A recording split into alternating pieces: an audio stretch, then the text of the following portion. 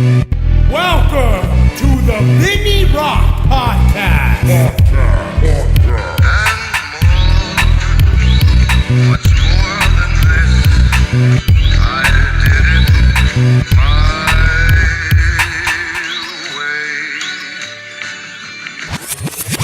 way. Hey, what's up, guys? Dude, I'm excited. So a lot of shit went down. I was busy as fuck. I was moving houses. I was setting up a new studio, and finally, and Curt, right? Yeah. All kinds of shit. We like kids were sick. Our Man. schedules weren't mixing, and so we weren't able to have it. But we now are going to start part 2 of Curt's crazy story.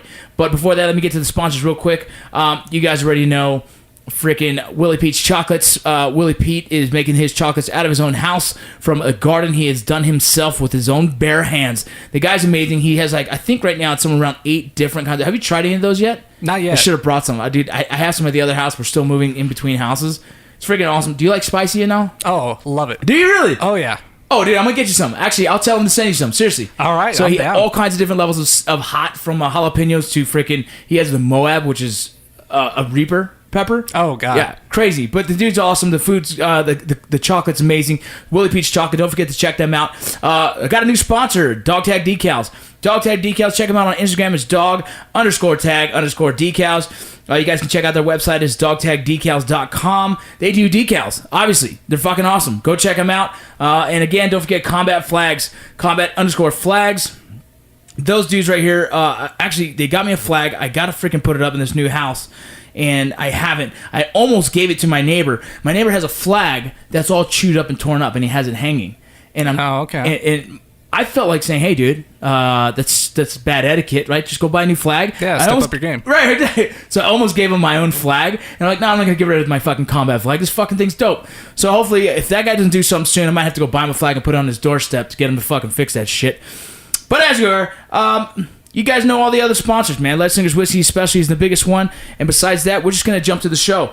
God, I've been excited about this for, dude, since the last one we did.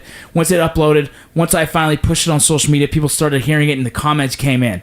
And you read them yourself, Oh, right? yeah, they were awesome comments. Insane. And so it's one of the, even my mom. My mom's like, Vinny, when are you going to record Curt number 2? Go, Mom. My mom, right? So, dude, so I'm just gonna hand it off to you, man. Let's get into it. The last we left off. And if you guys are listening, and probably never heard number 1, I would actually shut this one fucking off. Go to Curt's Crazy Story Part 1 and listen to it first before you jump into this one. Oh, definitely. And so because then you just ruin the whole fucking story. Now, let me just catch everyone who is listening. Just kind of remember. I haven't done many podcasts since, so it shouldn't be that hard. But obviously, Curt robbed a bank and then was on the run for a while. And while he was on the run, he took up a whole different personality or character as a British gentleman, comedian. Right. And so then what we left off was like this whole time, all the struggles he went through in a new relationship, still being British, and eventually being seen by someone in his own hometown. Yeah, in one Disneyland. of my neighbors. Yeah, by one your of my neighbors in Disneyland, and eventually getting rushed by the cops at Disneyland, the happiest place on earth, and Right. sending you to the most miserable place on earth. The only ride I didn't have to wait in line for was back of an Anaheim PD car. Yeah, there you go. Yeah. I'm actually, dude, we talked about going there here in spring break with one of my kids. So man, so that's where we left off. You're getting arrested, and I have so many questions for your time in prison. But you have something you want to tell us a story real quick, right? Oh, I got in trouble. Did you? From, some of the people who've heard my stories before, my friends and family, those Yeah. who lived through it or have heard me tell them. And there's one that they were like, "You forgot this one. You can't leave it out." So I'm like, "Okay, fine." So basically, what happened is I went to Vegas with one of my friends and his girlfriend. Yeah. During that time, I was on the run, so I was British and everything. And one day they said, "Hey, we got a surprise for you for lunch." So I was like, "Oh, all right, that's okay." Whatever, where are we going, kind of thing. And they're like, we pull up in front of this authentic British pub. Yeah. And he's like, "It's owned by real Brits. Like, this is so great. It'll feel just like home." And in my head, I'm just like, oh, shit. You're thinking, here we go, man. Yeah, exactly. And so as we're walking up, I see that they have like a big outdoor seating area, and there's only 2 guys out there. Yeah. So when we walked in and they were like, "Hey, do you guys want inside or outside?" I'm like, outside. Like, definitely. I don't want to be around these people. I don't want my cover blown here. And so we go and we sit outside. We get our menus. We're looking over stuff. And after a few minutes, I kind of catch a drift of their conversation. Yeah. And I hear the one thing I didn't want to hear, and that's an authentic English accent. No So shit. I'm like, no, the only two people outside, and they're Brits. Like, oh my gosh. So I'm trying to talk quietly so they don't hear me Yeah. and keep the conversation going so my friends don't notice. But after a while, they do, and they're like, hey, they sound like you. They sound like you, you know? So they're Holy like, shit. ask them where they're from, you know? And I'm like, it's rude. You know, let's just leave them be. Deter. You know, exactly. As they're leaving, we can say hi, Yeah. or whatnot. And so they're like, well, okay, well, where are they from? Because last time I told you there's different Yeah. accents and different things, and I had to force myself to learn that. And so, I said, sounds like Liverpool, most Yeah. likely. Yeah. Yeah. Could be London. You never know. People move around, or Right. people, like say, somebody out of the country asks you where do you live. You don't say the city. You just say the general part of the country or Well, your it's, state. it's also the same thing as like you can tell there's a country accent of twang, but you can't really specify exactly whether it's South Carolina, Kentucky, or Texas, right? Right, There's- exactly, it's, yeah. so you kind of know generally there's an accent there, just not. It's hard to really pinpoint. Right. It's like a Boston accent. Yeah, exactly. Yeah, that one always sticks out for sure. So I let them know, like, it sounds like Liverpool, and, when they're leaving, we'll ask them, kind of a thing. Because that way, even if it gets weird, they're Yeah. on their way out. And so I was hoping we would finish before them, kind of a thing. But Yeah. soon enough, they push in their chairs and they start walking past. And so, my friends are watching me to watch the whole thing happen. So I just, put my finger up and, excuse me. And, said just, oh, hey, where are you guys from? Yeah. And they're like, oh, Liverpool. Where are you from? And I'm like, Manchester. And they're like, yeah, we know. We could tell from your accent. And so I'm No like, shit. yeah, so I'm like, all right, well, have a good one. And just go back to eating like nothing special happened. And my friends are looking at me like, oh my God, he's amazing. And I'm just picking up food off my plate. But in my head, I'm like, oh my God, I'm fucking amazing. Dude, like, that's that was fucking- a double whammy on That's that one. incredible. So not only did I call it, but my accent was good enough that they believe it. took it as a Manchester accent as well. So Holy yeah. shit. So after everything went down, my friends were like, we remember that. Like the two that were there, Yeah. they're like, that was the craziest thing to find out later that Well, you'd been that's faking it. that's just a testament to how like in depth you got with it and like how into character you were. And dude, it's genius, in a sense, right? It's like super fucking genius. Who the fuck learns it that well, is able to pull it off to authentic motherfuckers and fucking for them to call out your accent that you're portraying? Exactly. Holy fuck, Yeah, dude. it blew That's my mind. It's fucking nuts, dude. And Yeah. so after they heard the podcast, they were like, "Hey, motherfucker, you forgot to tell a great Exactly, story." yeah. And so these are guys that you were hanging out with in California? Yeah, I'm still friends with some of them. Not a lot, like we talked about last time, but some of them I still keep in touch with and everything, and they understand the situation. They're cool with it. They're just amazed by it still? Yeah, it blows their mind. It blows my mind that they're still cool with it. So Oh, dude, it's just that's a good friend, dude. It's like, it is. It really is. Yeah, you're in a situation. People fucking do fucking weird shit. Yeah. So, dude, the cool thing is like when I first found out about your story and is why I invited you in was because I was a prison guard in Arizona from 2007 to 2009 ish, like until I jumped into the Border Patrol. Mm-hmm. And so it was about 2 years, 2+ years, and I fucking had a great time. I had some fucking shitty times, right? And I always told myself, if I ever go to prison, I'm gonna fucking beat the fuck out of someone real fast and then go get segged up, right? And then the one thing is I don't want to be PC personally, right? For me, is because you kind of know you're around some people that you're just gonna want to fuck up all day long. Oh, yeah. And so for me, I was like, all right, dude, if I ever go to prison, I'm gonna have to do this. But why? Because I've seen the prison system. I understand it so well to the point where I knew I was like, all right, if I end up fucking up something in life, I know where I want to be. I want to be 23 hours locked up all by myself. And you know what's funny? Saying that, it's easy to say. Now, as someone who's been in prison, who's done the time, I'm interested to hear first intake. Like, when you knew you were in there, how did it feel? Like, what were your thoughts? You're like, holy fuck, is this gonna be like fucking bang me in the ass prison kind of shit? Like, was that thought in your head? Was you're never getting out of there thought in your head? Like, you know what I'm saying? Well, yeah, especially at first, like I had no idea what to really expect. What's like movies and Hollywood Right. type stuff Yeah. or whatnot, or what's really true. I didn't know what to expect. I had no idea how much time I was going to get. They could have given me up to 25 years. Yeah. I had no idea if my life was over. And so it was so overwhelming. It was just kind of numbing for Yeah. a while there. And you just kind of get herded around like cattle, especially in intake. Yeah. Intake. So intake, you guys are listening, is really where they in-process you, and they're gonna classify you as well. So usually intake is just into a jail system until you get sentenced. Correct. So you usually spend a small stint while you're waiting for your court to happen until you're actually given your sentence. When you're sentenced, then you finally leave, usually from there to a prison, unless there's circumstances. If it's like some prisons in some states. And you were here in Texas, or you were in California? I was in Arizona. Excuse me? I was in Arizona. In Arizona. For the prisons, but I was flown back here, Con Air, to Utah for my actual court dealings and all that. Okay, yeah. cool. And so what happens is every state is kind of different, and sometimes you can actually spend 3 years in a jail if it's a minor offense. But saying robbing a bank is not considered minor, it's actually considered more of a major offense. Definitely. And so then you get put into a regular prison system.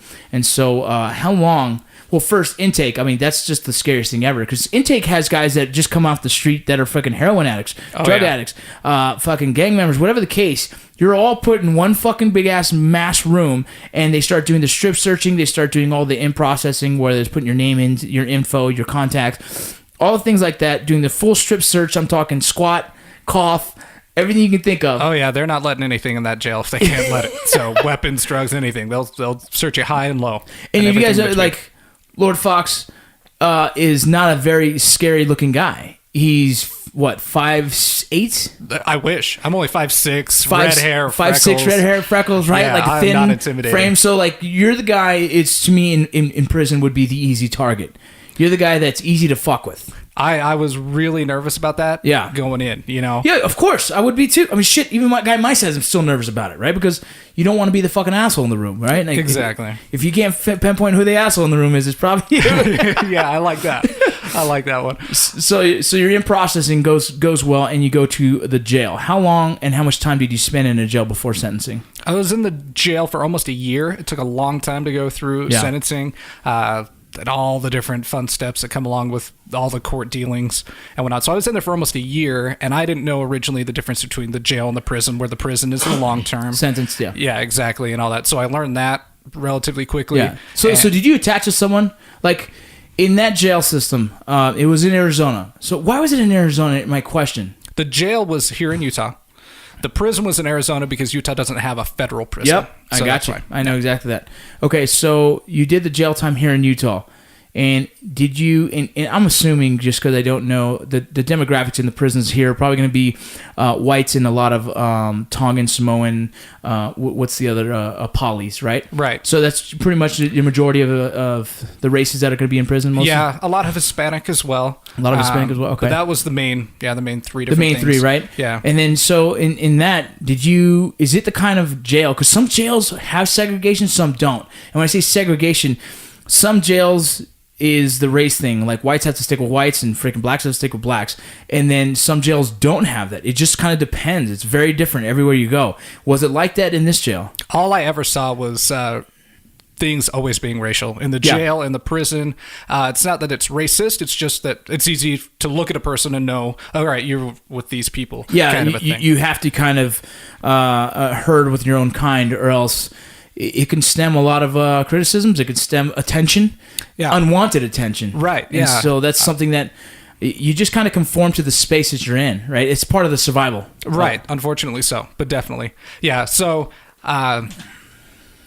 first fight I got in then. No way. How long is this? I'd been there for a few months, so I'd kind of gotten comfortable there. Yeah. Nobody really messed with me too much. They just wanted to kind of know, like, hey, what are you here for? What's going on? And once I heard my story, they just were like, whoa, dude, Cool. That's crazy. All right.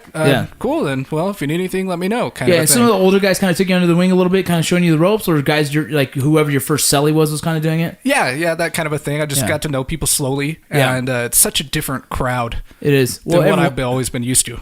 Everyone's nervous, right? Everyone's on guard. Everyone doesn't know who to trust. Everyone, but at the same time, everyone wants someone to talk to. Oh, definitely. It's just kind of this weird thing, Yeah. And so you got into your first fight. So the first fight I had was basically, again, because of race in a way. Yeah. So, like I said, like if a new white guy comes in, then the other white guys will go and just make sure he's got soap, shampoo, Yeah. deodorant. We don't want a stinky white guy out there. Yeah. Whatever, because it makes us all Embarrassing look bad. yeah. Kind of a thing. And I had saved up some extra stuff, and so when he came in, I just let him know, like, hey man, here's some extra stuff, because when you come in, you have nothing. Yeah. And so I gave him some stuff, and so that night or the next day at lunch, he came down and sat by me when we were eating. Yeah. And they always give you some kind of fruit. Usually it's like canned peaches, but every once in a while you get like a super brown banana or like a mushy orange. Or the apples were always the worst, because if they're not crisp, I can't do it. Yeah, I like gag. soft apples is disgusting. Yeah, exactly. And it was an apple day. And I don't know if somebody had told him that I like to give away my apples or what he was thinking, but he's sitting down next to me and reaches over and grabs the apple off my tray. And in all reality, I don't care. I was going to give it to him anyway. Yeah. You know? But because he didn't ask and just did that, and there's 9 other guys at this table. Oh yeah, dude. So now you have to, dude. Oh fuck, it's so funny. Yeah. Go ahead. I'm gonna explain all this to the listeners after. But go Yeah, ahead. because when you're locked up, you have your word and your fist, and that's it. Yeah. And so I couldn't be made to look like I was being taken advantage of. If you're deemed a bitch, you're gonna be treated like a bitch by everyone. Exactly. Right. If one guy can get away with it, they all will. Yeah, exactly. And so as much as I didn't want to do anything, I knew at that moment I had to, because everybody's eyes were on me. Yeah. And so I was just like, oh crap, here we go. I haven't been in trouble or anything yet, but so be it. Yeah. And so I was like, oh, did you want my whole tray? And he was like, really? Yeah. So stood up, grabbed my tray by the sides, swung it back, and just smacked him right across the face with it. Knocked him down off his seat onto the back on the ground for a second. And when fights happen, it's so fast like that people are quick to spring back up, and it's just on. Yeah. So I hopped up and I was ready to swing fists if we had to. I'd never wanted to. I'd never been in a real fight before. Just boxing or something like that, just for fun with friends, and had no idea what to expect. I didn't know if I was going to get my ass whooped or what. Yeah. But I just knew I had to at least do You have something. to attempt it. You have to just show that you're willing to throw down, or else, like I said, you'll be walked all over in that motherfucker. You're gonna be walking out of there with just shorts on, because they're gonna start taking all your clothes and your toothbrush, everything you can think of. They'll take your fucking trays, dude. Yeah. And if you're not willing to fucking defend yourself, well then if there's no fucking fighting the dog, man, they're gonna just take advantage. And I watched it happen, unfortunately, so many times. Yeah, and someone like you, I think they're all looking at you thinking like, oh, this guy's gonna be an easy one, right? Like you're an easy target for them. But so you fought back. And so did you never get to throw down with the guy? Well, the guy actually stayed down, because he realized, like, oh, I messed up. I don't want to fight. This is my fault. Yeah. So I pretty much just waited, and he stayed down. So I just got up and walked into my cell and ate a ramen noodle for lunch that day. And they didn't catch it? I don't know if they didn't see it, or if Since it because we didn't didn't escalate? actually fight, that they just let it be.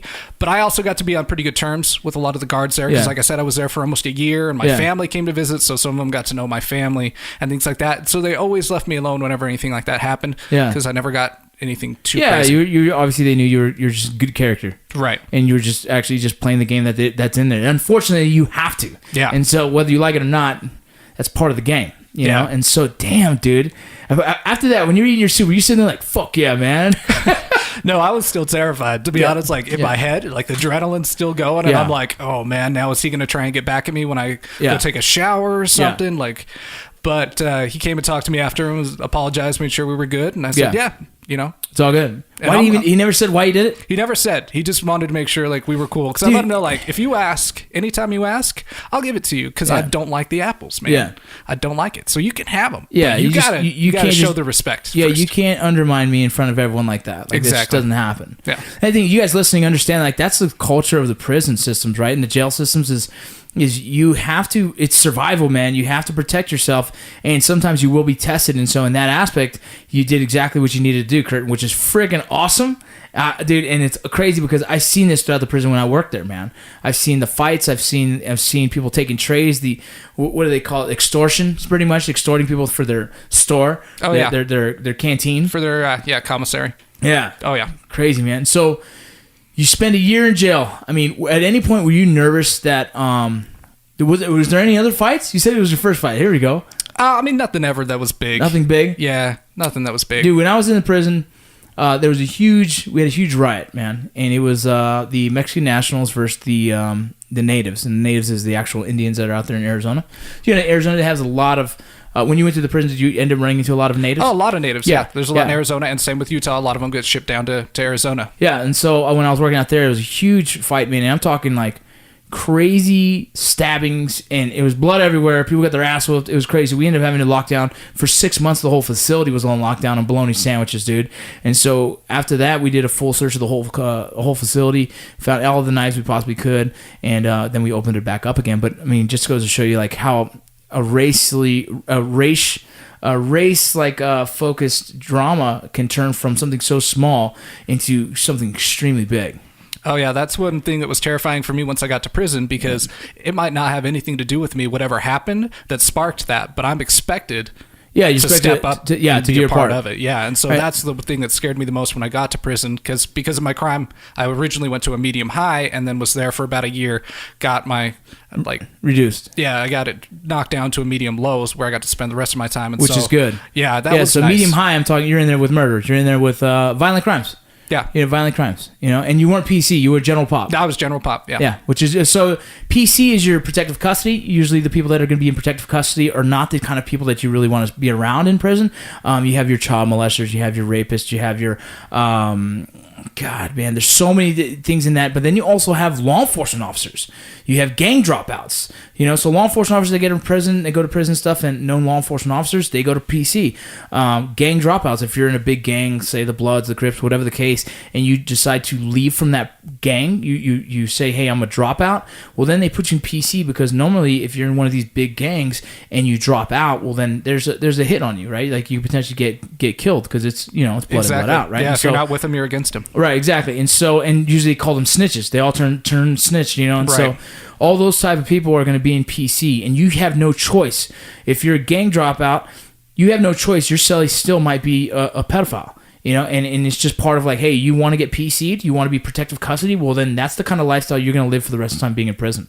And so in general population, it's just general population, which is good. If there's still child molesters and stuff like that in general population, as long as they don't mention it to anyone else. But as soon as you do mention it, or someone finds your paperwork, you're targeted. You're gonna get your ass kicked or potentially killed. Oh, I watched that happen multiple times, unfortunately, and a lot of guys try and hide it. It's like you can't hide it. Exactly. They're gonna find out. They're gonna be in your court. They're gonna be in your courtroom. Whatever the case, there's so many ways you can figure it out. And by the time someone finds out, those are just the people that are deemed as the lowest of the low. And I could agree with that. But it's they're targeted hardcore. And so it's cool that you're in general population, but that also means you're in general population with all the violent crimes. Everybody else, the gang members, like the big time gang members, right? The ones that are not. So in the gang world, if you're affiliated or identified as affiliated, sometimes they can, and you're a high level guy, sometimes they can segregate those guys because they tend to stem drama in the cells. But still, all the other lower end guys are there. All the guys that are in there that are just probably been there for life, right? Your convicts. Right, those dudes are in there just chilling, trying to spend their time, and they run the pod, you know what I mean, and stuff like that. So when you're in there in prison, was there some of the white prison gangs?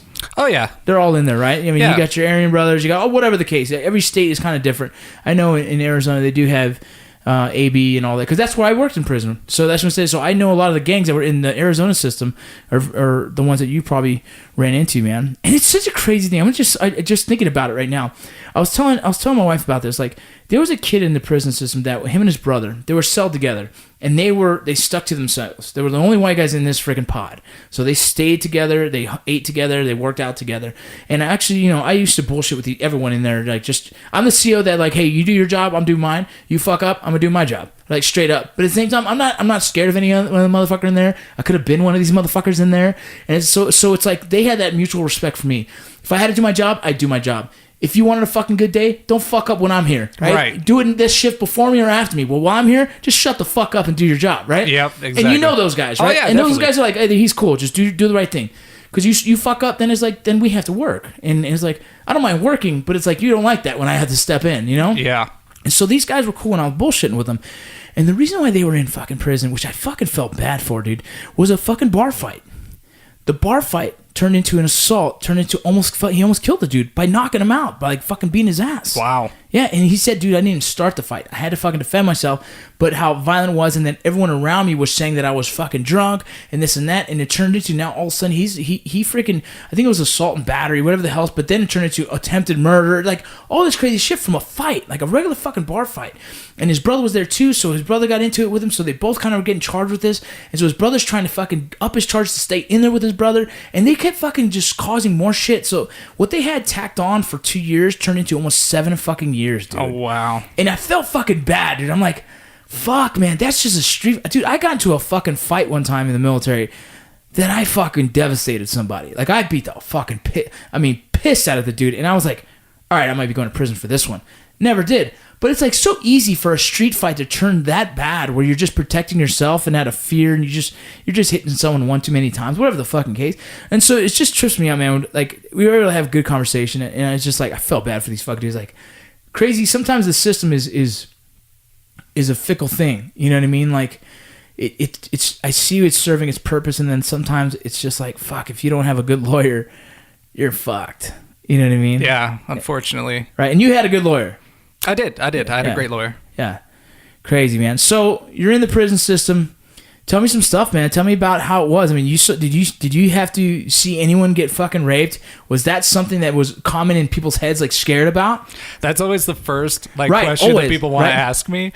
And I only saw one time where a guy kind of attempted it. It was like an older guy, Yeah. and then a really young guy, kind of like myself, came in, Yeah. and The guy's like, you said, "Hey," is yeah. that we look kind of like easy prey, Right. if people have that in their mind, Yeah. kind of a thing. And so the old man kind of was like grooming him and like giving him commissary and Being stuff. sweet to him? And yeah, exactly. Just being all sweet. And then one day, this kid comes busting out of the cell, screaming with his pants down around his ankles because the guy had finally tried something and didn't. He got dude. out of there before anything happened. But that's the only time I ever saw anything actually attempted. I had it. I saw it.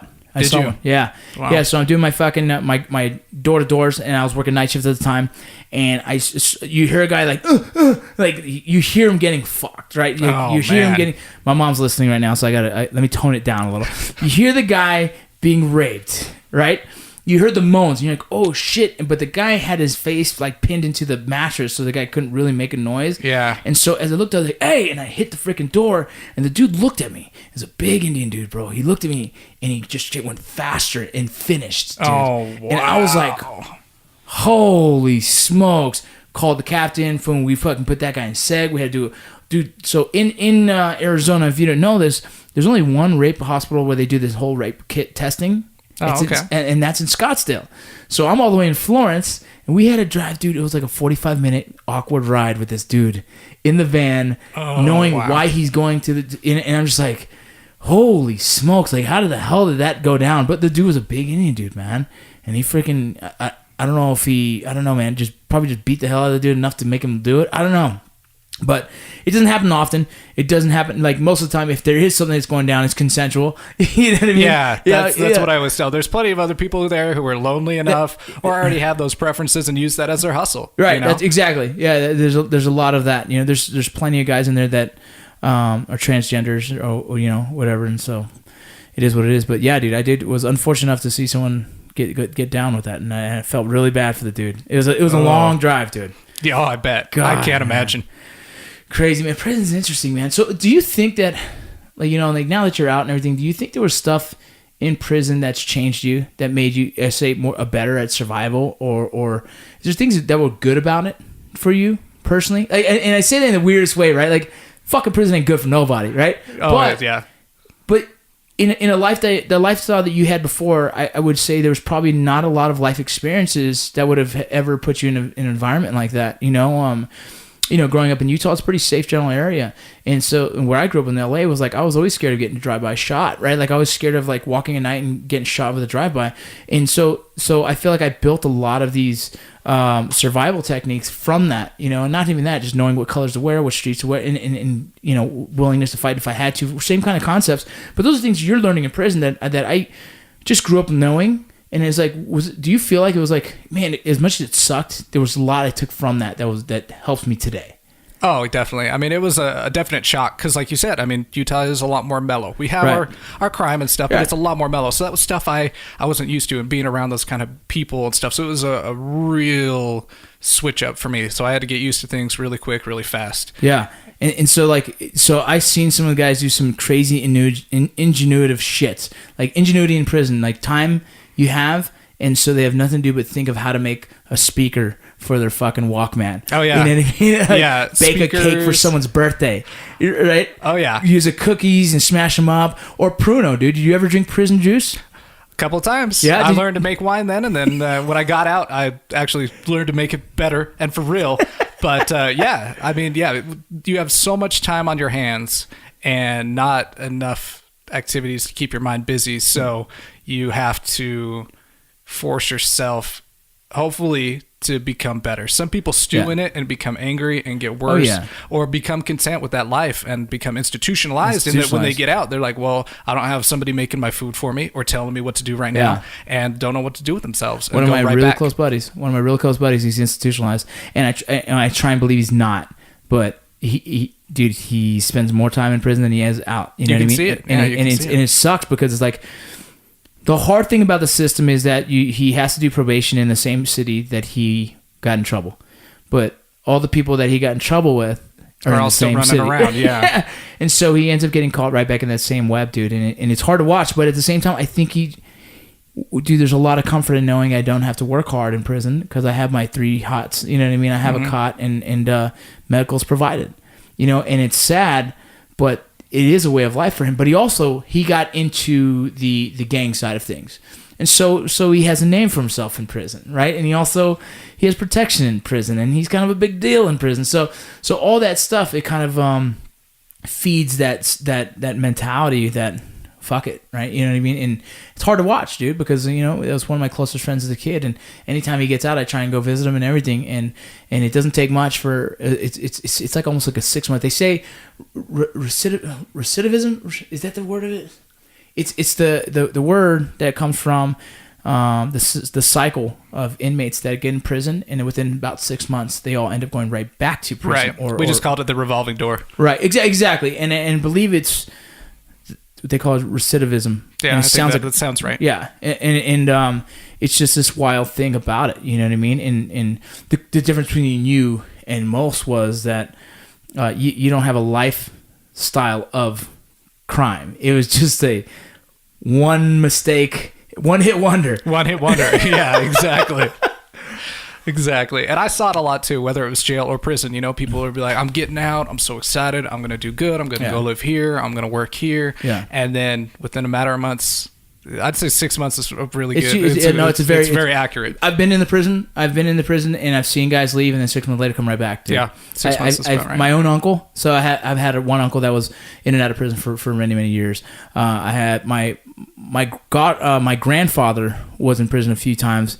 Cool thing, he was in Folsom, which is kind of, to me, I'm like, yeah, that's kind of cool. Oh, okay. Go Johnny Cash. Yeah, if you're gonna be in prison, that's kind of cool to be in Folsom at least once in your life. But I mean, it's not something you want to go brag about too often. My grandfather was an albino Puerto Rican that played the guitar. He got himself in a little bit of a scuffle and ended up going to prison for shooting someone. Oh, wow. The guy didn't die though, so that's why That's how he got out eventually. Okay. So and then So that's the story I was told over something like that. So like if road rage kind of concept kind of thing. Yeah. Yeah. So and it's funny. My dad, now I laugh at my dad. He gets road rage. Now I laugh at myself. My brother. Now we both get road rage. We gotta stop. We gotta stop with this. So tell me, man. Tell me some more stories about prison that just blows your mind, or maybe something that sticks out from the time that you were there. Well, one of the things, kind of still sticking with what we were talking about, is like just how much of a shock it was. I mean, I had never met anybody who was illiterate before. Oh, yeah. And I had multiple guys who would come to me and be like, hey, I'll pay you a few stamps, because currency there in prison is either food or they give you stamps for things. It's some kind of commissary. Yeah, it's something. Yeah. Yeah. And so they'd be like, hey, man, I'll give you a few stamps if you'll write this letter for me. Yeah. And so I'd be like, all right. What do you want to say? And sometimes they'd dictate it, or sometimes they're just like, I don't know, it's a girl, I don't know how to talk to her, just say something nice. That's so fucking funny. Dude, I did that in basic training for people. Oh, yeah? Yeah, because I've always been able to write, but I I have ugly handwriting, but I was dyslexic for a long time, so I had trouble. I'm still dyslexic, but I've worked on it, obviously. But I was always good at writing, right? I can write. So like guys like, so I'd write it and they rewrite it in their handwriting. Okay. And send it to their girls. There's probably 4 dudes in my basic training that their wives got a letter from me, right? Like a love letter that I wrote, and then they just all copied it and sent it. Sent it all out. Like, look, it's so cute what he wrote. Everyone has the same fucking letter that I all using the same one. Same stupid poem that I wrote. Yeah. Kinkoed it off right there. Yeah, dude. Oh, that's great. That's fucking cool, dude. But yeah, that's the truth. It's like, you don't realize the rest of the world, like, not everyone is as educated as you, right? Not everyone was as fortunate as you. Oh, right? yeah. And it's so simple as like, dude, reading, like, that's very common in your neighborhoods, but like, not every neighborhood, right? Like, not everyone has the same, like, opportunity, not even that, like, upbringing. You know, like, I bet half those people came up from a single parent home. You know, poverty was very common in their lives. You know, they were probably working as kids. And why did they even get in trouble in the first place? They probably started hustling at a young age. So how do you hustle? You fucking steal shit and sell it to someone else. And then you get involved, like, what pays better than that? Drugs does. So you start selling drugs. And it's this crazy cycle that the guys like that do. Not everyone does, but it's very prevalent in those areas where the struggle is serious, man. Like, and I just know it, right? Like, I've seen it. I grew up learning to hustle from some of the craziest hustlers I've ever met. You know what I mean? And so it's like, I know what you're talking about. Like, guys who don't know how to read and simple shit. That's crazy. Yeah, don't even know how to talk to a girl, bro. Yeah, it blew my mind, but also opened my eyes a lot at the same time to make me really appreciate, you know, my upbringing and things, and that I didn't have to deal with that. Yeah. And you know, and that I was lucky enough to, you know, not have to worry about hustling. I could just go to school and you don't have to stay in that cycle. Yeah. Because they get out, then what? They're still uneducated. They're still way behind financially, mentally, like, and so it's like, fuck, dude, it's an ugly catch-up game for those guys, you know? Really you're like, oh shit, I get out, I got the fucking world ahead of me. You know what I mean? Like, dude, you could do so much shit with it, like with the record. It doesn't matter. You know what I mean? As long as you find the right outlet, you know? Exactly. Totally. Crazy.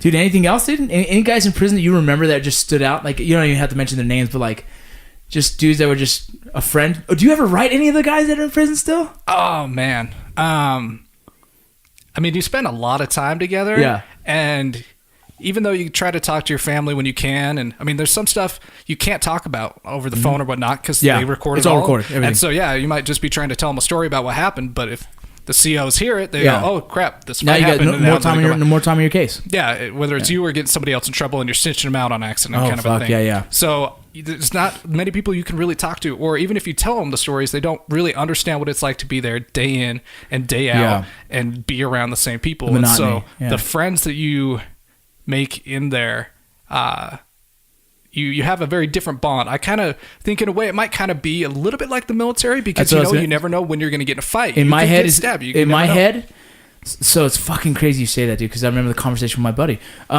In my head is what I'm saying the same thing is the time I spent in combat with those guys.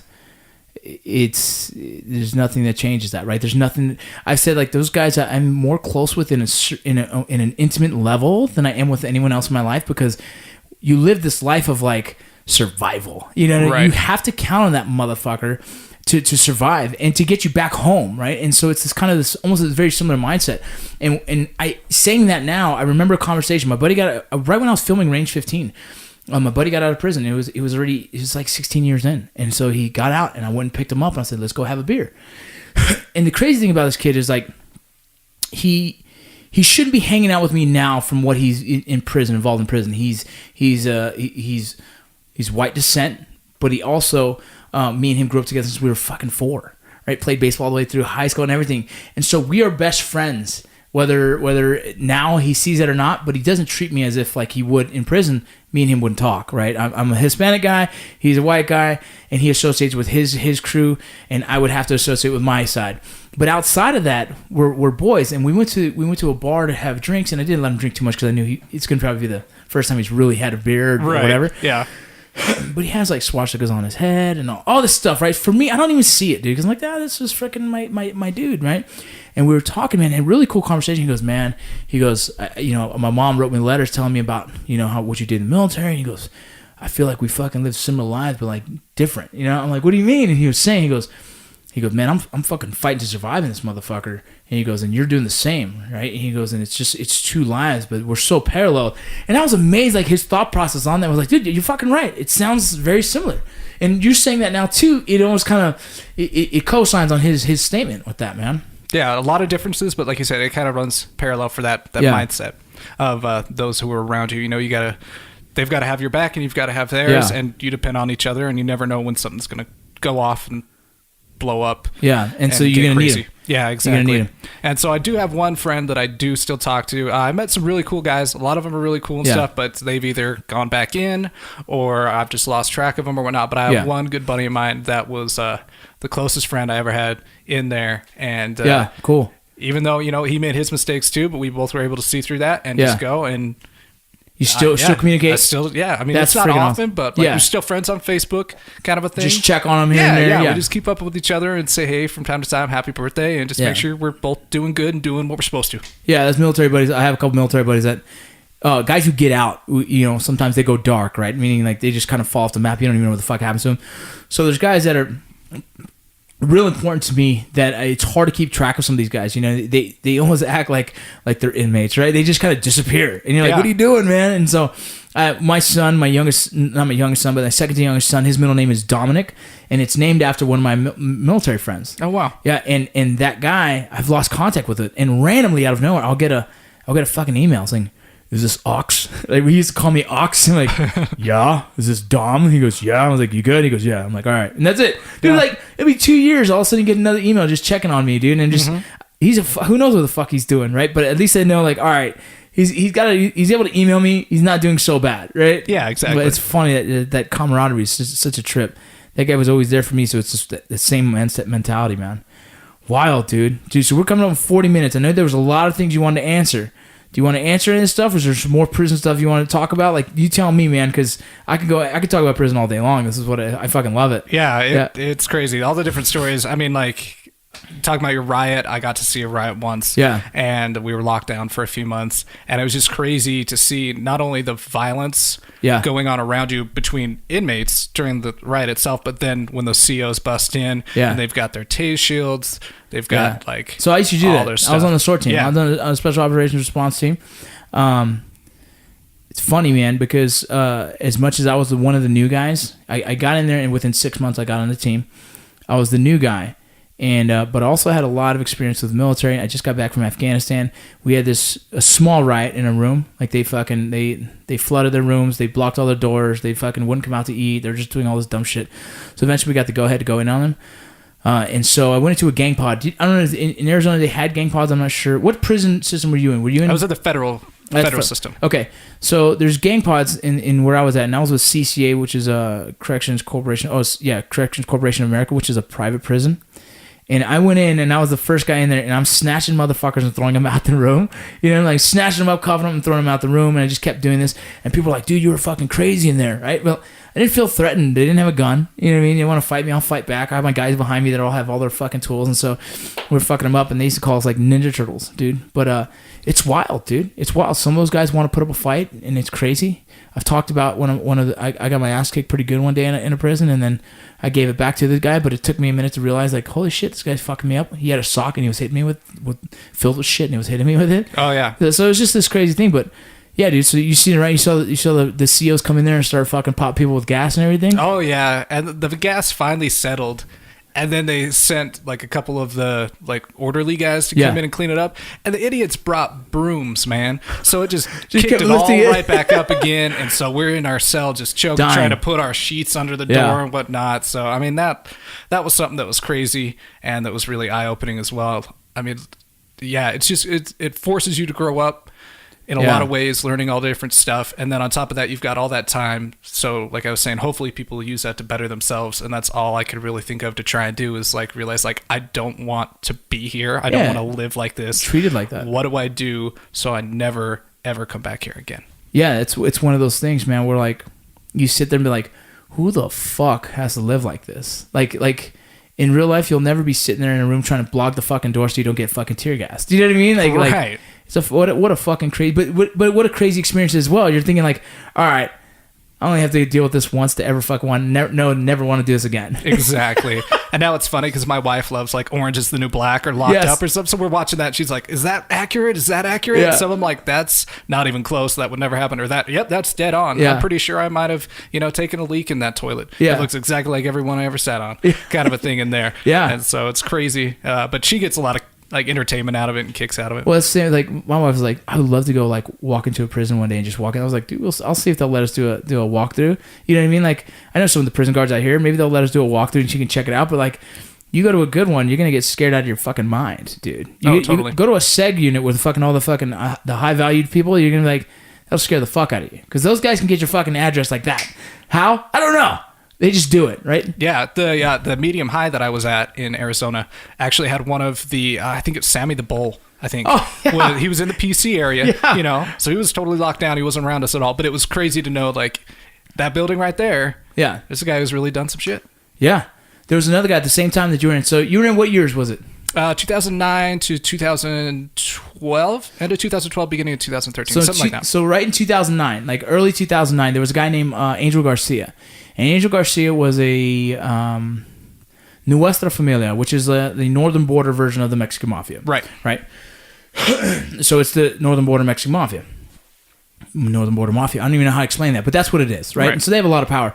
And he gained a lot of notoriety from he killed a cop in Arizona, and he actually hid right across the street from the police station. So it took a long time for them to find him because of that, right? And he was laughing at the cop. He was a scary inmate, man. And I'm not saying anything bad about the dude. I just say this: scariest inmate that was in the area at the time because no one could house him and feel comfortable about it. Oh, right. He had the power to get anyone's address he wanted, to find you and do whatever he wanted to you, or at least threaten you with the idea of it.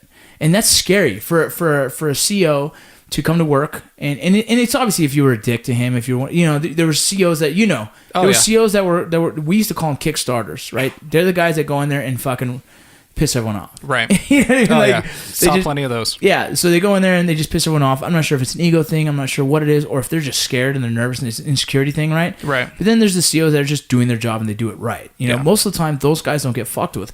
It's the ones that, for some reason, kind of like, they're peacocking in there, and those guys got a lot of threats, and this Angel Garcia guy threatened a shit ton of inmates where at one point, like, Arizona was like, all right, I don't even know if we can house them anymore. We have to take them somewhere else that can do this better than we can, because every prison, he was getting moved around from a county prison to the state prison to a private prison, and every single one, he was just freaking throwing out threats left and right.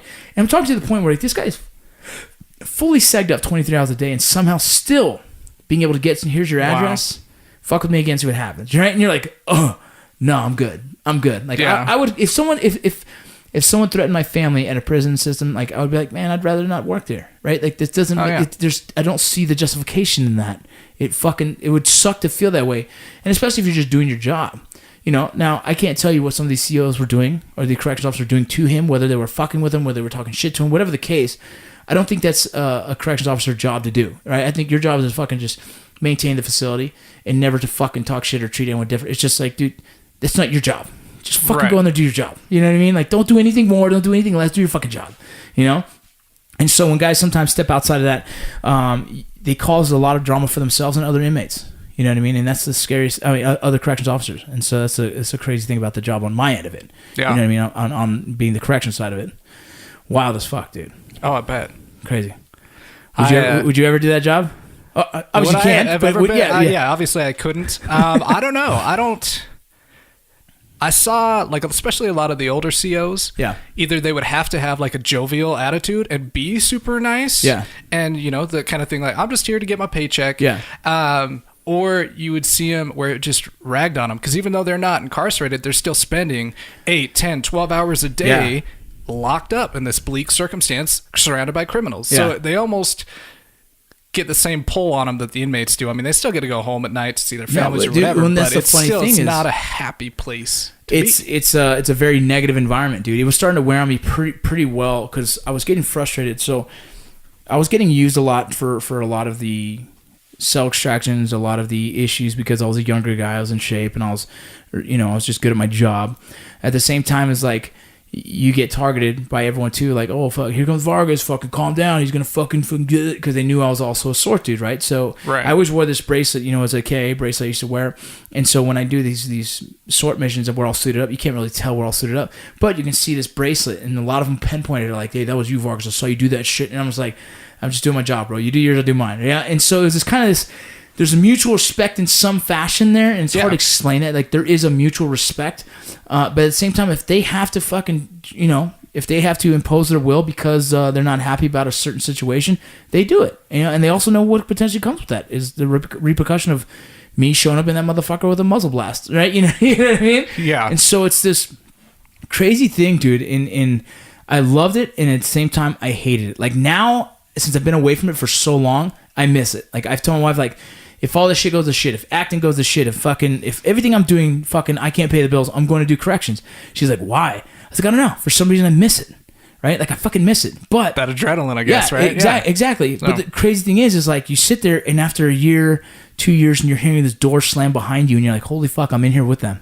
You know what I mean? Like, I'm doing my time with these dudes. Yeah. It starts to fuck with your head a little bit. You know what I mean? I bet. I could see it. And people throwing shit on you, people throwing piss on you, people fuck. You know what I mean? It's like, fuck, dude, there's no easy days in this motherfucker sometimes, you know? Yeah, definitely. And it became that for me. It started to become like, that's why, you know, I was doing firefighting training at the time, and I decided I didn't want to be a firefighter. I wanted to apply for the Border Patrol, and luckily the hiring process went pretty fast for me. But I was like, dude, I always joined as a prison guard as a temporary thing. Then I got there, and I was like, okay, this isn't that bad. I was getting paid decent. But then after, like, you know, when the 2-year mark, I was like, all right, fuck this. I'm fucking getting pissed off of always showing up to work knowing I'm going to have to fucking go in a cell extraction, snag a dude up, deal with someone with piss, someone fucking cleaning up. It was just, fuck, it ate me alive, dude. It fucking I believe it. That's why I could never. Yeah. I couldn't do it. But I would love to be a warden. I would love to be a fucking warden. A warden. Yeah, walking around just like, shut the fuck up, I'm the warden. Dope, dude. Speaking of that peacocking, I got one story. Yeah, dude. Real quick on that, and then we can kind of wrap this puppy up. So this was in the jail, and unfortunately, I saw a lot more of that in the jail than I did in the prison. Yeah. Of that, you know, where guys just, I don't know if they were bullied as kids or what, or if it's an insecurity thing, but they would just purposely just mess with you. And the other guys, I had pretty good mutual respect with, like you were talking about, the guys who were just there to do their job. I stayed out of trouble. I never was involved with anything, and so they were always cool to me. And in jail, they only gave you 2 sets of clothes. You had 2 sets of underwear, 2 sets of socks, 2 shirts, 2 pants for like a week. And so once a week, every Monday, they'd come through, and you'd have to take your blanket and wrap it around you, and then push all your stuff out the door, and they'd check your cell for contraband and make sure you're not hiding any clothes. So some of the guys would take the clothes and fold it into their blanket so they could keep an extra pair of underwear or socks and just wash it in the sink or something like that. And most of the guards didn't care. They're just like, all right, you know, get your stuff out. There's no contraband in here. I'm moving on. If you want an extra pair of socks, it's not hurting anybody. Yeah. But there was one guy there, and man, he went through, and I could hear him coming down the line, and I was like, oh, I can't believe he's working today. Because after they kicked all their stuff out, you go, all right, open your blanket and shake it to see if any like socks and stuff will fall out. There's always those guys. Yeah, exactly. And I don't know if I was in a good mood or a bad mood that day, but when they got to my cell, and, you know, he told me, all right, open up your blanket, you know, and I mean, you're totally naked under there because you just gave him your underwear. So I open up my blanket, and he goes, all right, shake it. So I just start twisting my hip back and forth, whipping the junk around. And he just, you know, luckily he didn't take it like personal or anything. He was just like, all right, close it up. Like, I don't want to see all that. And I was like, you asked, man. You said open it and shake it. That's what you get. I mean, sometimes you just got to kind of, there's if a you're lot going of to be that. a dick, I'll show you mine. Kind of a thing. Exactly. That's the way it is in there, dude. You got to play the game. Even as a correctional officer, you got to understand there's so much frustration involved in that world for you guys as well, because you're just sitting there and dealing with your court cases and dealing with life and just fucking trying to find some kind of comfort in a shitty ass place. Exactly. Crazy, man. Dude, so there was a lot of comments on your first one, man, and a lot of anything you want to just talk about on some of the comments that people ask. I know a lot of people, they asked about this and they ask about that. You know, I don't want to say anything. I just want you to, if you want to talk about anything of the questions, you can. If not, we just keep moving on. It's been a little bit since I looked at them, so I hope I may have like shed some light on some of those things. Yeah. but I can't think of any off the top of my head right now. Cool. Biggest thing that I want to kind of say as we wrap up this part, and hopefully we can do some more podcasts down the line. Yeah, man. dude, I want to do a This is Strange great. Things with you. You said like probably next week we'll do a Strange That would Things. be awesome. Yeah. So I'll be back and I'll be around. So if people do have more questions, Yeah, they we'll can keep ask doing them it. out. But I loved all the comments. It was awesome. But the biggest thing I wanted to kind of stress as I wrap up, the bank thing and the prison thing is that, I mean, it's crazy and it happened. Yeah. And some of the time I was having fun. Most of the time I was scared out of my mind, in prison, on the run, those different things. And so I just want to really kind of emphasize, like, I do not condone this type of activity, but it happened and it's helped shape me into a better man, better person. And it's part of what's led me to be where I am in my life. Yeah. And so I don't mind sharing the story because of that. That's exactly. I think everyone knows who's listening. Most of the guys who support this, they know that no way, shape, or form. Most of my listeners are going to be law enforcement officers and military, and no way, shape, or form do we condone the bank robbery or anything. I just think it's a cool story to see how you did it, what you did, and as well as where you at now. And it's life, man. You know what I mean? Yeah, people make their decisions, and like I said, there's plenty of times when I either got in a fight or I made some mistake and just didn't get caught. You know what I mean? And so we're in this world where sometimes luck is good. Yeah, true. And you did your thing, dude. It is what it is. Like I don't judge you at all for any of that shit, dude. I think it's like, okay, cool story, man. Fucking, it's a fucking rad story to see what you did after. I think it's the most interesting part is that, like, you robbed a bank, you're gonna get fucking hemmed up for it and all that, but what you did after and taking on a whole different persona and trying to live your life like that, and then it kind of all coming crashing down on you, and it's interesting, man. It's one of those stories where you just kind of want to hear more about it, And like I said, I think it'd be a cool Hollywood movie in a sense, or a good book that people that don't listen to this podcast, they're missing out on this fucking story. You know what I mean? I really, like I said, like even it got my mom listening to it, because of this story. I think it kind of brings to, like I said earlier before we even turned the microphone on, was, my podcast is whatever, really, it kind of takes form of the person that I'm interviewing or that I have on there, and yours was fucking awesome. You know what I mean? You were able to tell your story in a way that I think it resonated with a lot of people, and people had a good time with it, and it was fun, and crazy interesting, and it's fucking, dude, this is probably my two favorite podcasts, or these two, because of it's just it's such a different story. Yeah, it definitely is. It's definitely cool, is. man. Well, dude, anything else you want to say at the end before we go? I guess just to kind of wrap up, I mean, I made a mistake, and luckily I was able to learn from it and move on and whatnot. And I don't have any hard feelings. I'm the one who got myself in that situation. Yeah. So whether it was, an asshole, guard, or an inmate that I had to slam in the face with a tray, like, I have no hard feelings towards any of those people. Yeah. And I mean, like, my own buddy who, I couldn't have done it without him. He's the one who worked there and set the whole thing up. And I mean, he got, in trouble too. He had to deal with his things. Yeah. And I, despite how all that went down, I mean, considering the that fact we didn't talk about, we didn't want to talk about, right? Yeah. I mean, I can't say too much about it, but he got considerably less time than me. Yeah. For specific reasons. And also the fact the last time I saw him was when he was testifying against me in court. Yeah. And it hurt, but I wasn't angry. And man. I'm still not. And I have no hard feelings to him. The neighbors that I ran into at Disneyland. Yeah. Like I said, they'd known me and my family for years. And so when I got married, they were invited. And it was a crazy moment to see him come in.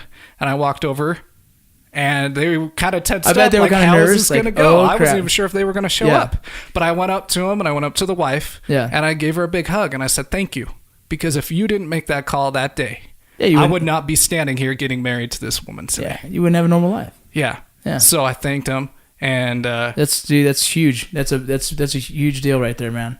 yeah. So, I mean, like I said, it's shaped me in, and now it's been 6 years now so that I've been out, and I have a beautiful family. I get to be an affiliate on Twitch TV, so I have a dream job. Yeah. And I couldn't have imagined it coming out any better.